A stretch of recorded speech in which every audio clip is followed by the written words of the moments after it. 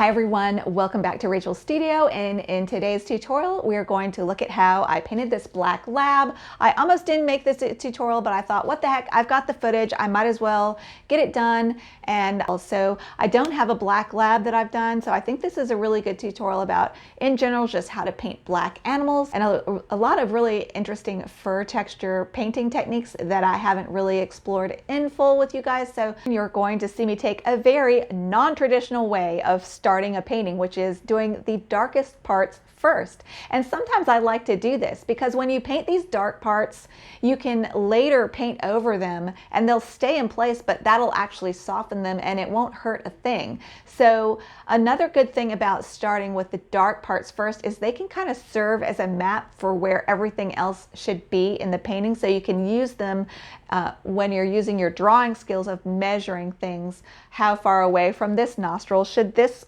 line in his, or curve in his muzzle be, for example. So it kind of serves as a map for me when I paint this way. So you can totally do this and it will look fine. So I just wanted to show you this totally different approach to starting a painting, and let's take a look at what I'm going to do first. All right, here we are with a tabula rasa blank tablet, and I'm going to start out with some masking. I use Winsor & Newton removable masking. Don't forget that. This is my Nido tape, which is my new favorite tape. And I've already taped this down to an Elmer's glue backing board. That's what I'm using here. And I've got an old rigger I don't care too much about. I'm rubbing it around in some soap. I've got the brush wet with water, then I rub it on soap, then I dip it in my masking, and I do that to protect the bristles of the brush. Did you see that? I did a little painting to get the excess out of my brush there on the margin, and then I paint in the eye, and that just gives me a little more control so it doesn't blop out onto my dry paper. You have to paint on perfectly dry paper. Actually, you don't. You can paint masking onto wet paper and get some really interesting texture effects, but I never do that. But just know you can do that. It's a fun thing to play with. And I'm just putting in the little glimmers here. And then now that I've gotten some of the masking off my brush, this is a good time to go in and do the whiskers, because it's easier to get thin little whisker lines when you've gotten some of the masking off your brush. Otherwise, you have to use a really light touch to get fine little whisker lines, and I have done it a lot where I've just made a bloppy mess and I have to let it dry, scrub it off, and then redo my whiskers so that I get them the way I want them, nice and thin. You especially want to pay attention to getting the ends of each whisker a thin, tiny little line, not a little black, not a little blop. But if you do get a blop, you can always scrub it later if you're using the right paper. I'm using Arches cold press watercolor paper here. It's hard for me to give it up. I've had some problems with you know, if for those of you who have been following me, you know that I've been having problems with sizing issues. I've made whole videos about sizing. They're on my YouTube channel. If you can't find them, please message me. Please message me if you have any questions. Always, I really don't mind.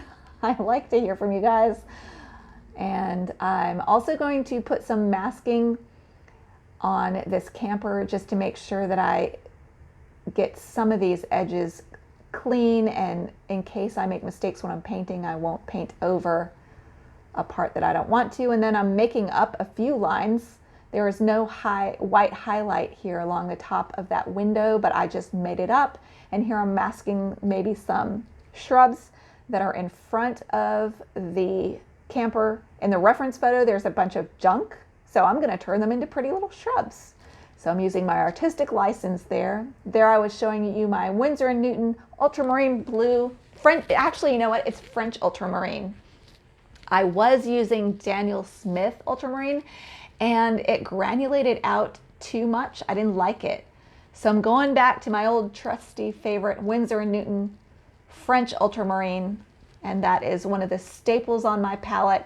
Gotta have it. It makes beautiful dark mixes, mixed with a lot of different colors. Winsor Violet makes a nice non-granulating option to make dark mixes if you don't want granulation in your dark mix. but usually I don't mind it. I think it's pretty. I'm just getting some blue activated here. Getting that about, I would say that's about milk consistency, using my Silver Black Velvet size 8 round. My Silver Black Velvets are what I use for 80 to 90% of my painting, especially this size 8 round. I don't need much else to paint with. I'm mixing a little bit of lamp black into it so it's not a perfect blue. So that's gonna be those are gonna be my main colors that I use on the dog's faces. Windsor Violet, French Ultramarine, maybe some Cobalt. I think I use some Cobalt here and there. And here you can see I've got a lot of water on my brush and I'm just getting everything wet here. First, I was thinking I would do a whole underpainting, but I'm pretty sure the first thing I'm gonna do is the eyeliner. But I'm painting this whole dog's face like I usually do, where I get everything wet with clear water, make sure it's even with no puddles. If you leave puddles, then when you charge that puddle with paint, the paint will move in an uneven way across the painting and it won't look good, unless that's what you're going for, a really, really loose, soft look. But 9 times out of 10, especially this is a commission, I want to get everything nice and controlled and realistic looking. I'm getting the water evenly distributed across his whole face, and you can see how I painted carefully around the eyes. I do not want to get those eyes wet at all. Those will be their own separate little paintings almost. So I painted around those. I'm painting around the nose holes. I'm going to leave the nose holes dry because I'm going to paint those milk consistency into dry paper because those have hard edges.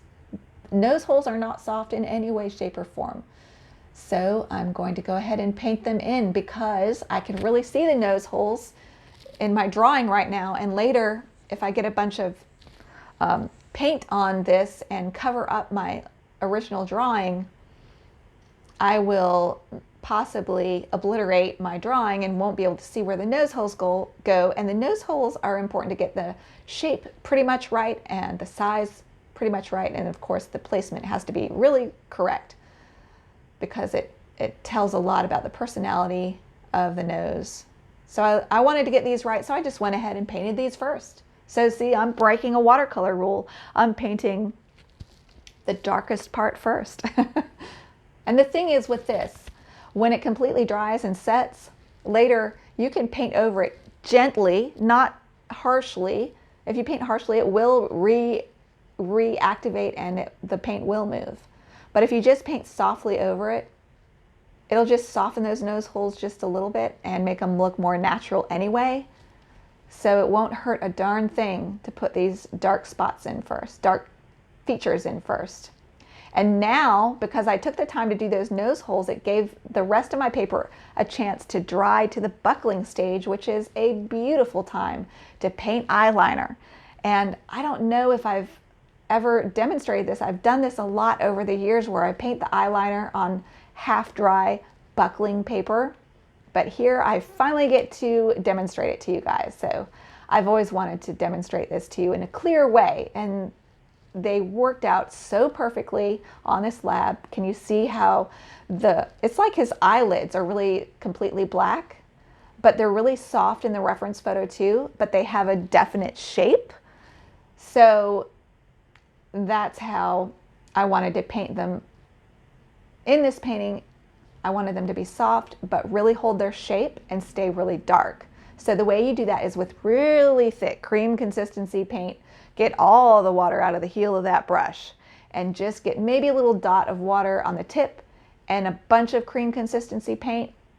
Maybe practice first, but you'll see how much control you have.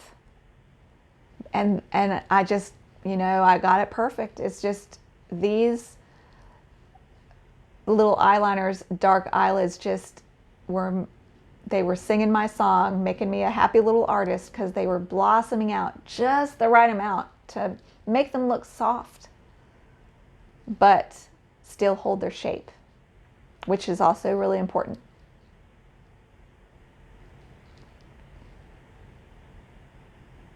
You can see the under eye areas getting dry, but that's okay.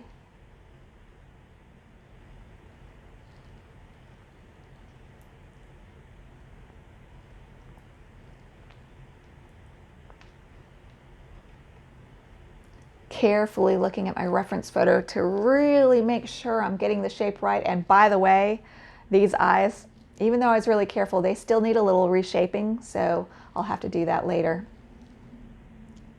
But they're pretty close to the reference photo. Feeling the paper with my finger, you see me doing that to see, can I do more? No, it's getting too dry. I need to add more water. So here I'm going to add more water, and I'm going to do that dark little marking that delineates his face from his ear. It's like a shadow created by his ear meeting his face.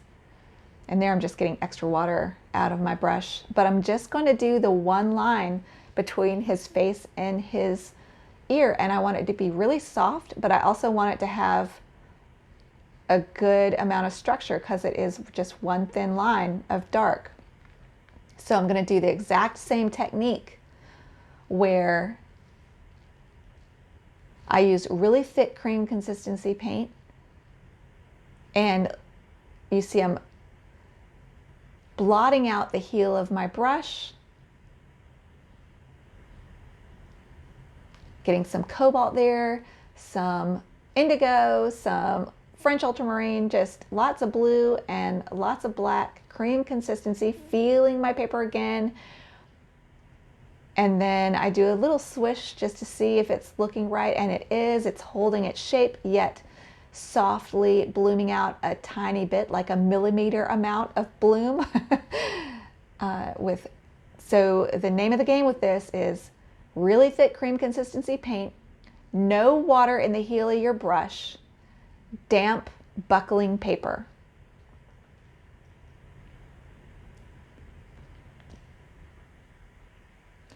If you make a paint stroke and it looks too dry, you can spray it with a mist and then blot up a little bit, or you can spray it and blot up what you did and start over. You can smudge it with your finger. There's a lot of ways to fix it if you find that it's too dry to get a similar effect. So all is not lost if you end up painting on too dry paper. Now, if you paint on too wet a paper, it'll bloom out too much and you just need to blot it up and just wait. Let your paper dry a little bit. This is one of my bamboo brushes, by the way. This is hog's hair, which they apparently cut off the animal. So these are vegan brushes, and they're so cheap, and you can get a lot of interesting effects from them, and they'll splay like a natural hair brush, because indeed they are a natural hair brush. So they are so inexpensive. You can get them on Amazon. They are not a brand. Just look for Asian hockey or calligraphy brush, bamboo, Asian brush. Just look them up. Usually they'll come in a set of a bunch of them. And I think it's a great idea just to have them. They're so cheap and they do so much, and they have good points. So I use them quite a bit. And so I'm just repeating the same process over here on this other ear, doing the same exact thing. Mostly lamp black on my brush, maybe a little bit of ultramarine blue. Using just the tip of my brush, the heel of my brush has been squeezed out. To get a little bit of water in my brush, I might squeeze out the heel of my brush on paper towel, dip just the tip into your water, and then scrub all that into your dried paint on your palette, and then you'll have the perfect amount of cream consistency. Here I'm going in with my bamboo brush with clear water and dotting at the edges where it got a little too dry with just a damp brush, maybe a half drop of water, maybe, and just softening some of the edges that got too dry.